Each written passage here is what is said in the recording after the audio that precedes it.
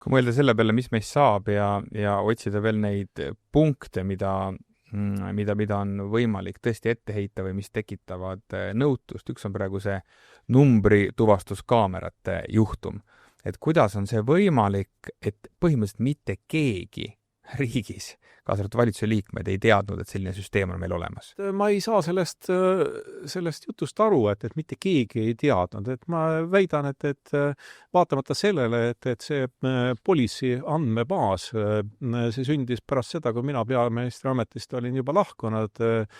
Mina küll teadsin sellest, et meil on numbrituvastuskaamerad ja meil on andmebaas, mille järgi me saame siis kas või neid Leedu autovargaid siin tabada. Minule see küll mingi uudis ei olnud. See, et paljud laiutavad käsi ja ütlevad, et esimene kuulmine, et midagi taolist meil olemas on, et see minu jaoks arusaadav ei ole. Me kõik oleme autoga sõitnud kuhugi maa-alusesse parklasse ja meie autonumber fikseeritakse sisse sõites ja me võtame küll mingisuguse pileti sealt automaadist välja, aga kui lahkudes seda vaja sisestada ei ole, sest et see süsteem juba teab, et jah, me oleme maksnud oma parkimise eest ja tõkkepuu tõuseb ja me sõidame välja, eks.